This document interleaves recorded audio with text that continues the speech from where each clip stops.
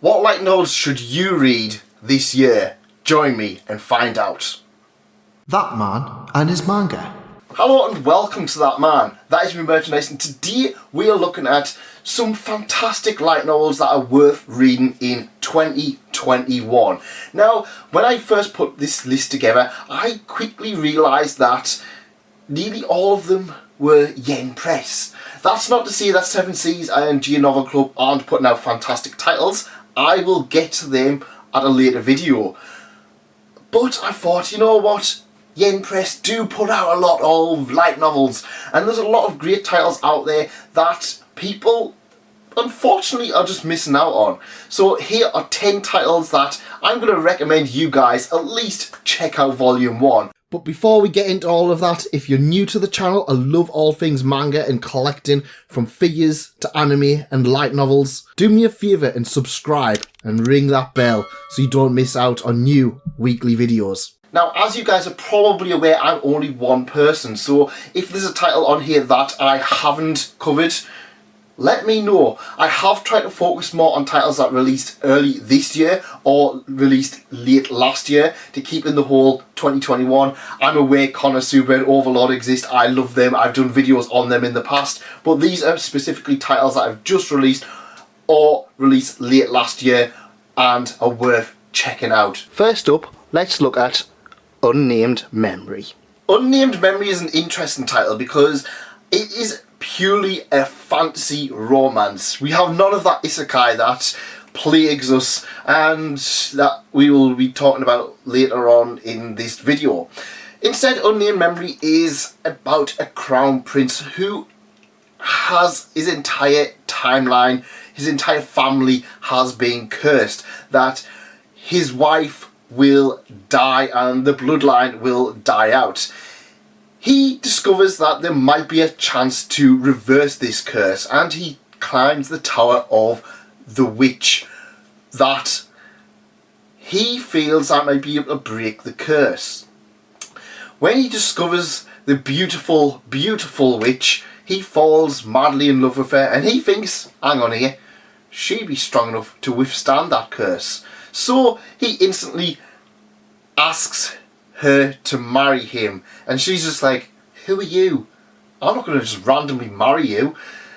However, they come with a compromise. She lives in the castle with him for a year and tries to figure out a way to break the curse. All the while he's constantly just like, marry me, marry me, marry me, marry me, and she's just like, no, I'm not going to just marry you.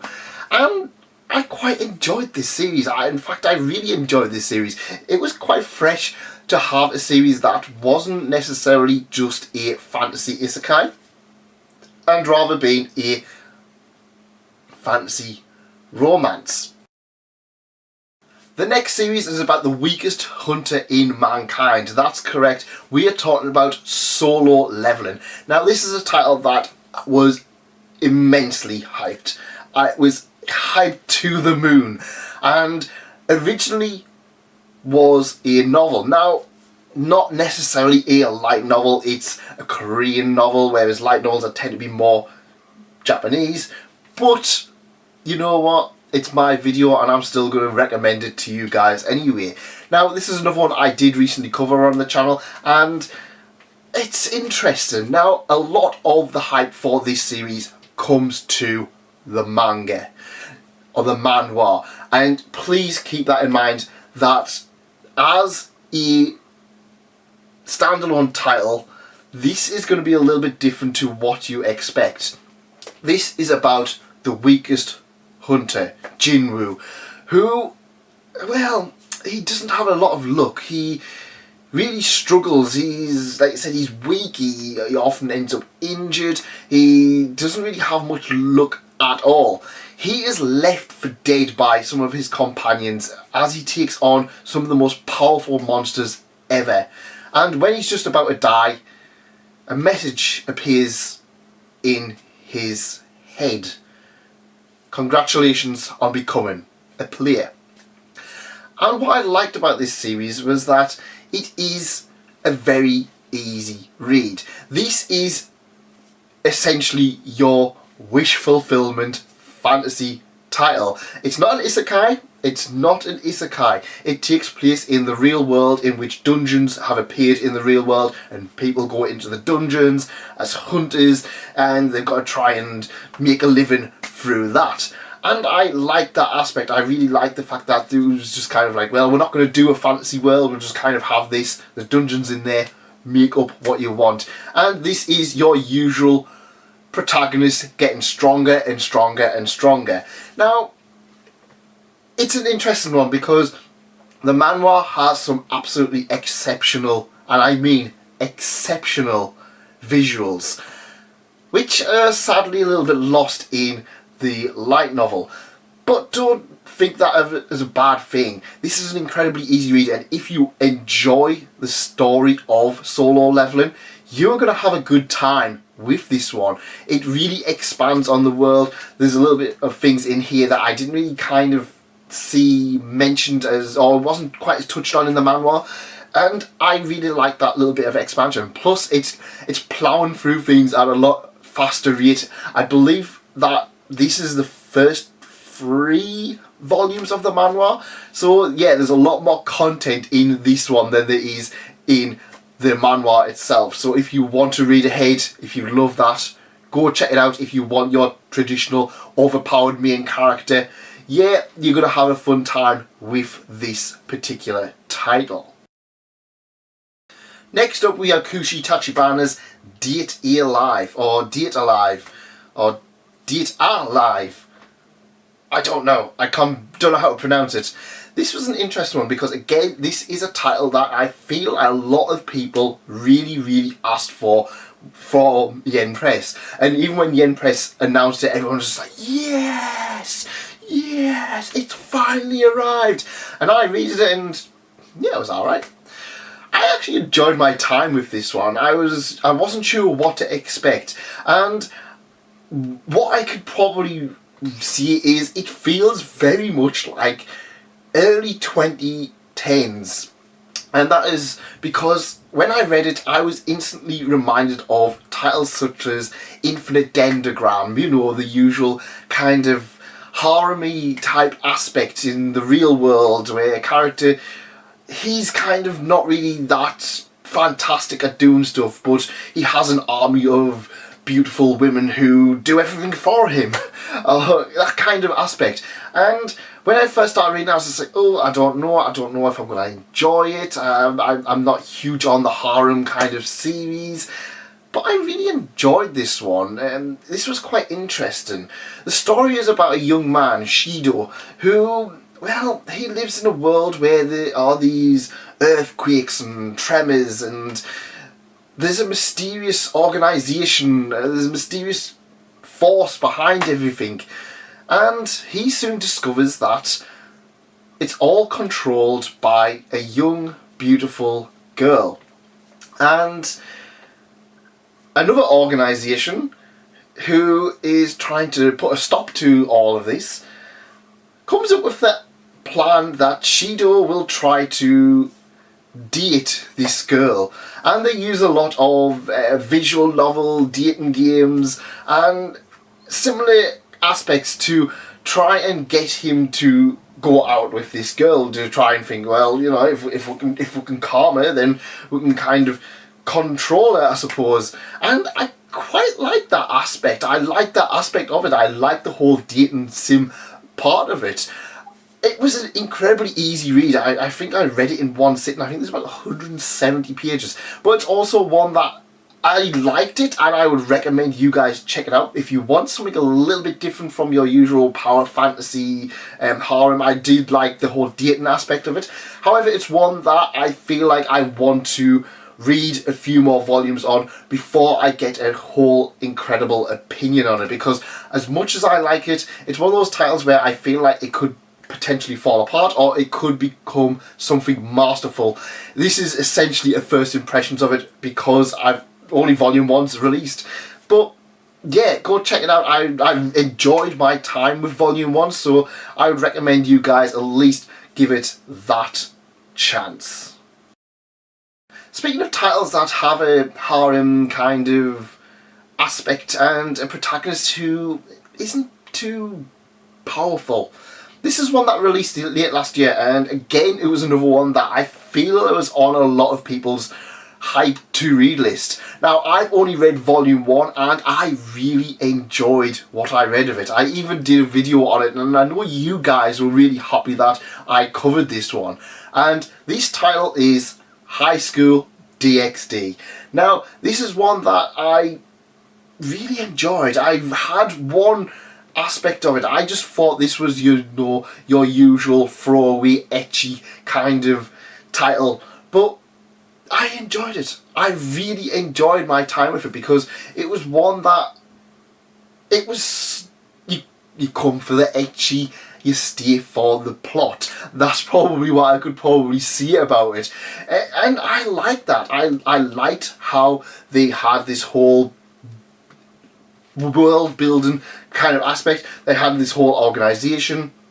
Everything about this feels really thought out, and even though it's in the real world, it's very similar to other series. I don't know, I just really enjoyed my time with High School DxD because, like I said, I expected one thing, but I got another. I have done a full-on video on this. If you want me to go into further depth, that will be up at the top. But yeah, it's an interesting one because High School DxD was one that I didn't expect much of, but I got a lot of great moments out of it, and I'm really looking forward to checking out Volume 2 and Volume 3. I know they're out. My to-read list has just been, it's just exploded over the last month, so I was just like, yeah, I'm going to read it, I'm going to read it, I'm going to read it, and then it's just kind of sat on my shelf and been to wait to read. But yeah, it's one I really like the whole aspect of it.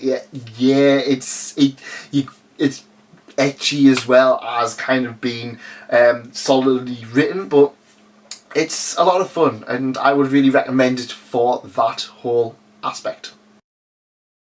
The next title is one that personally I wasn't huge on, but a lot of you guys have said I should give it a further chance, and that title is The Eminence in Shadow. And this was one that I went in expecting one thing and kind of got a different thing, but I felt that I was a little bit disappointed after reading it. But even when I look back, I was kind of like, you know what, this wasn't as bad as I was expecting it to be. It was just maybe not what I kind of wanted when I picked this one up. So The Eminence in Shadow is a title in which a young man, Sid, he always wanted to be the mastermind in the shadows, the puppeteer, should you will. And he gets his wish when he is isekai'd into another world. And he befriends a beautiful young girl, and they decide to have this shadowy organisation. And he's just like, yeah, we'll train up, we'll take on this evil corporation, this evil cult. And what he doesn't realise is that pretty much everything that he has made up when he was younger is starting to become more and more real. I like that aspect. I love that whole shadowy organisation part of the series. For me, it kind of got a little bit too bogged down with the whole going to school, you know, magic school, because at the end of the day, it's an isekai. He's got some magic power. Of course, he's got to go to magic school. It's got to happen. Where else would he go? Of course, he's overpowered, and everybody kind of falls in love with him. And it's one of those titles where it is a wish fulfillment series. It is a harem series. But if that's what you are going in wanting, you're going to have a great time. If you're going in expecting something like Overlord or similar titles where it's a dark, very dark series about a mastermind and overpowered character who reigns supreme, you probably are not going to get that series, at least not in Volume 1. But as always, I would always recommend you guys make your opinion. I'm going to recommend them to you.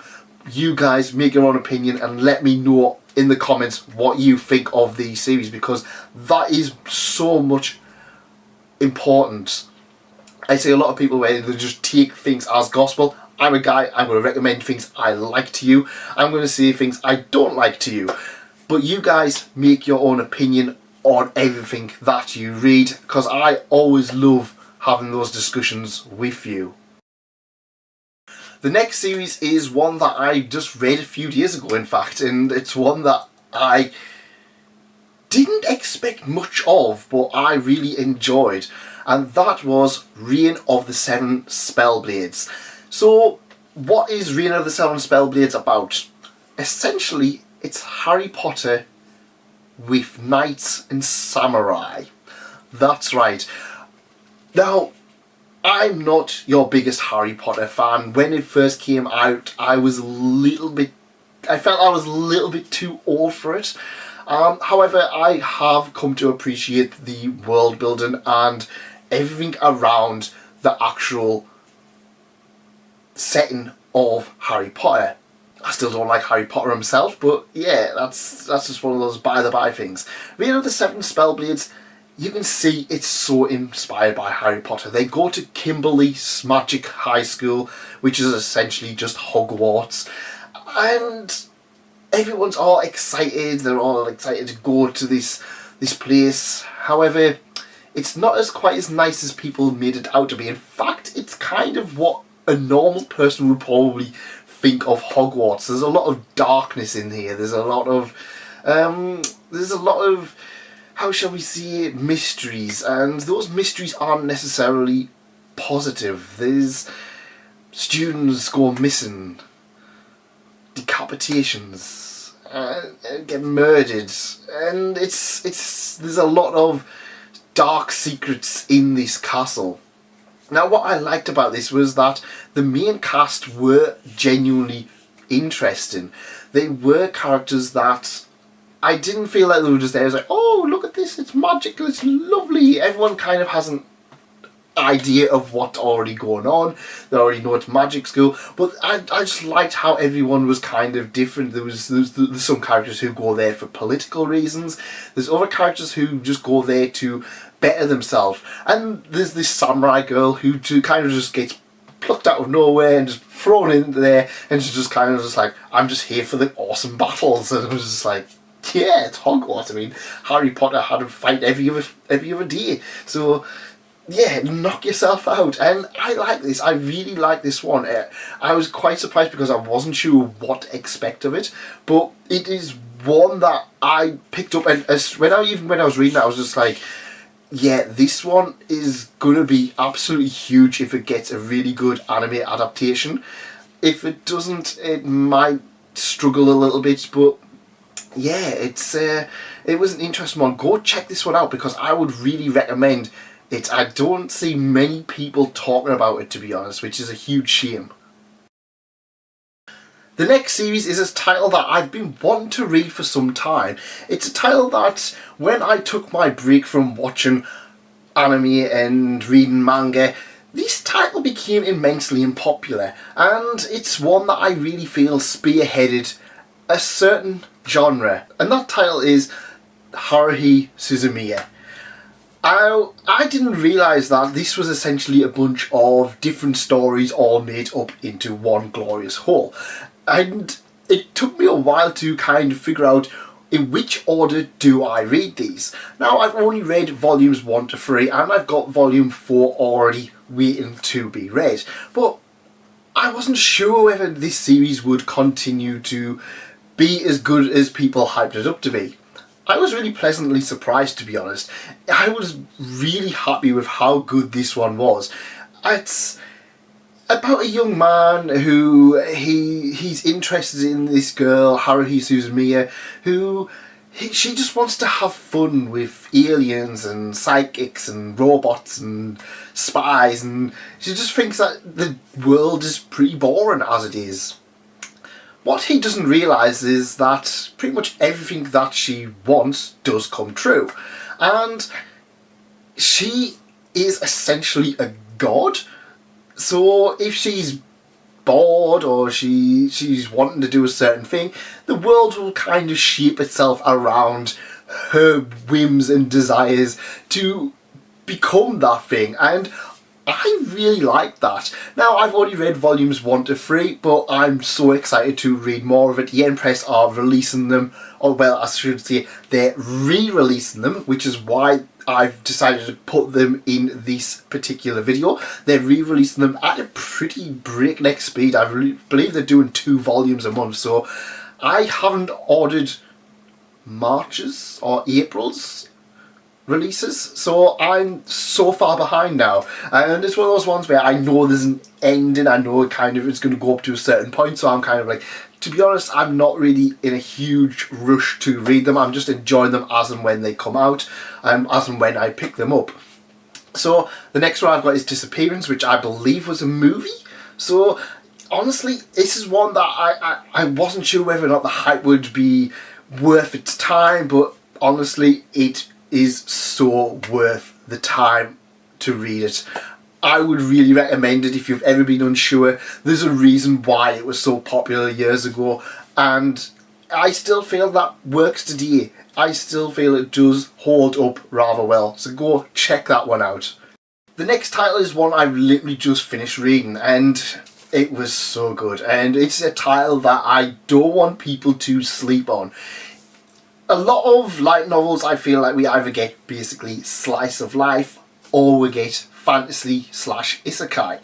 This is a title that, if you like titles such as Blam, or if you like sci-fi, or if you just like train stations but no trains, never any trains, or if you just like Japanese culture as a thing, and you've been to Japan and you've rode on the many trains that they've got, I'm really going to recommend Yokohama Station SF. So this is an interesting title. This has the premise of, what if the station was never finished? Ever. What if that station just continued to build and build and build and build until it took over all of Japan? That's right.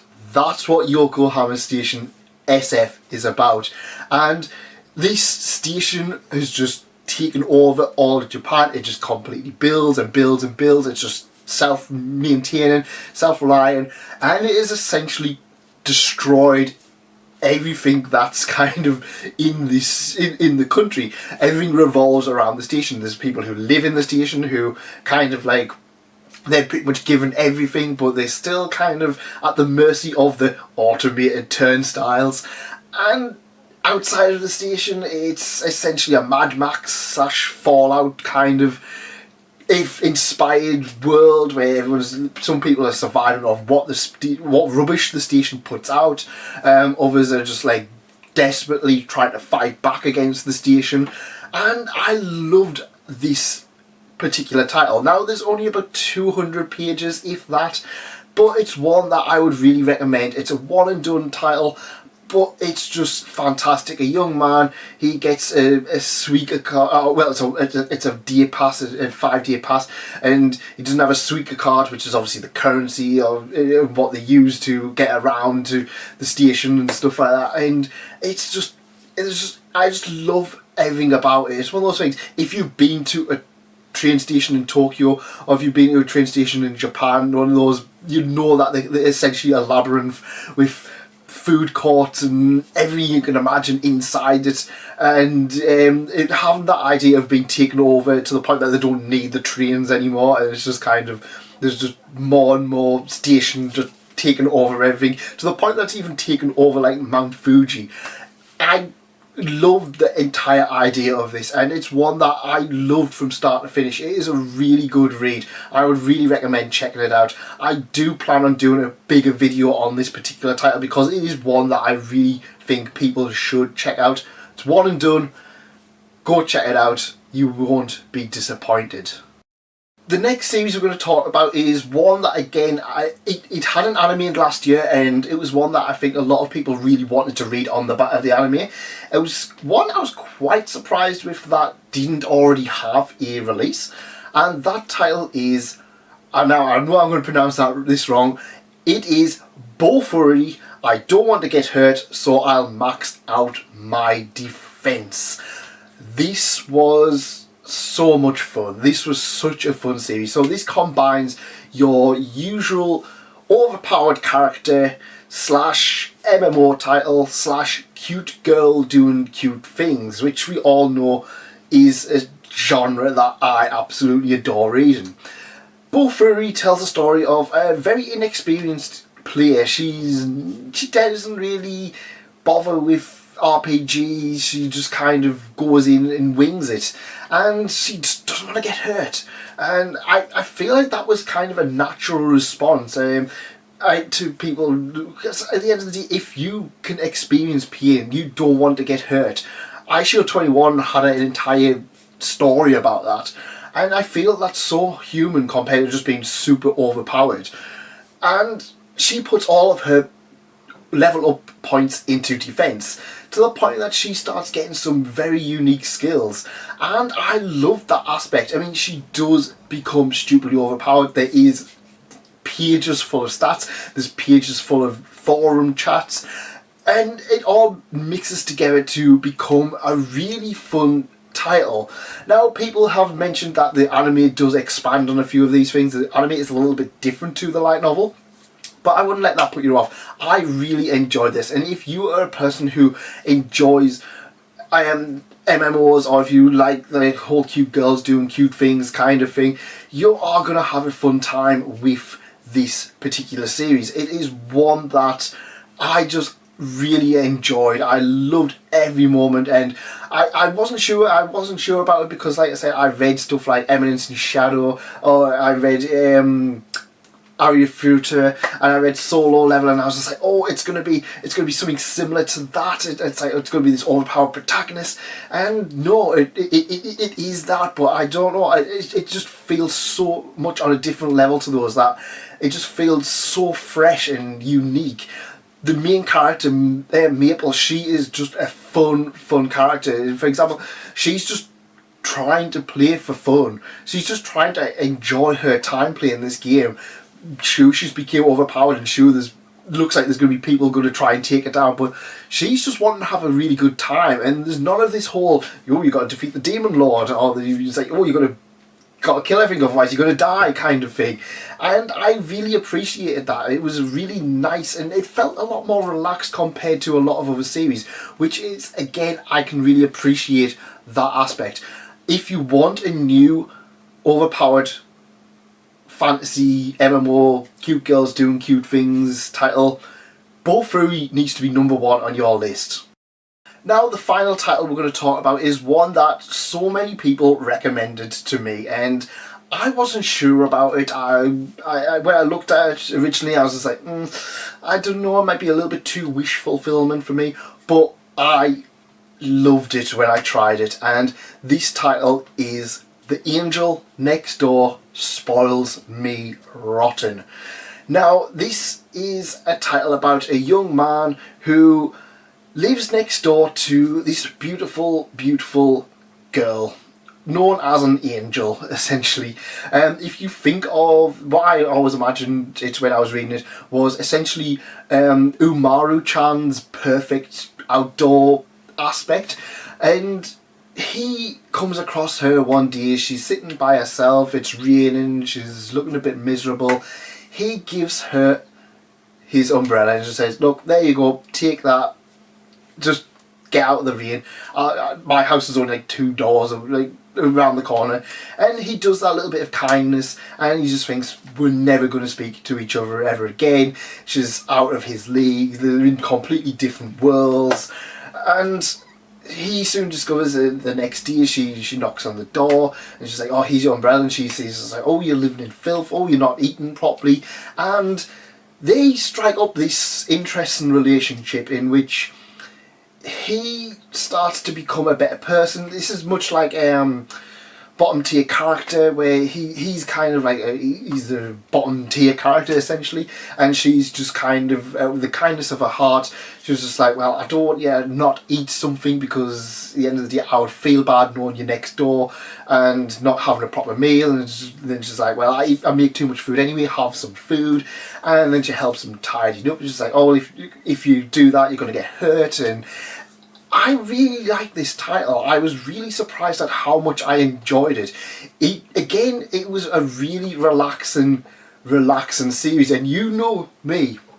You guys know me. I love my relaxing series. If you think I was watching Ina Chan's comfy Minecraft stream, or might even Monster Hunter stream, while reading this, I was just like, I am so relaxed. And it is a really cute romance story. There is a nice dynamic between the two characters. He's very much kind of just like, oh well, we're not going to really be anything together, we're not going to be anything special, and she's kind of just like, oh well, I'm kind of doing this. But you can tell as the series goes on that things are starting to become together, they become very close. There's some really, really nice romance moments, there's some really nice comfortable moments.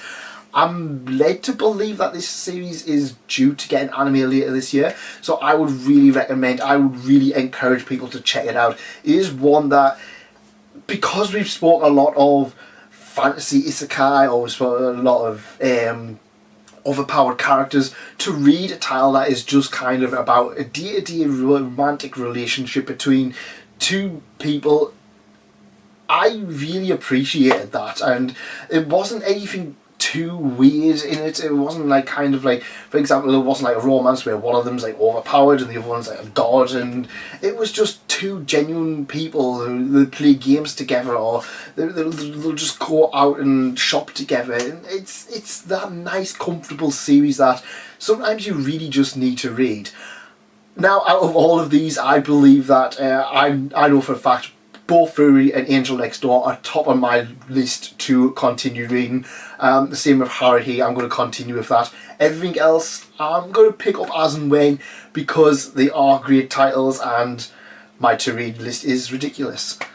But this is all my opinion. Like I said, I'm just one person, so if there's any titles from Yen Press you guys want me to check out, please recommend them to me, because I'm really enjoying these recommendations. I've got a Discord, I've got a Twitter.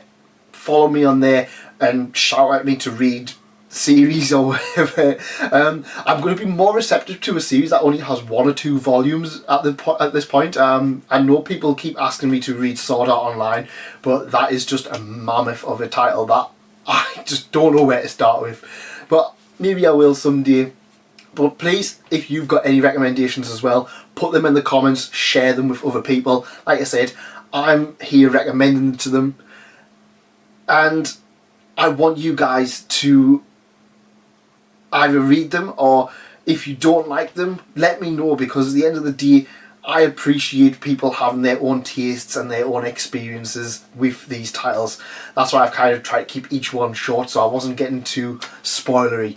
But like I've mentioned, I will be looking at doing a J Novel Club video on recommendations, because they've got a lot of titles. They've got a lot of new titles that I really want you guys to check out. So yeah, if you like this, please leave a like, consider subscribing, and I will see you on the next video. Goodbye.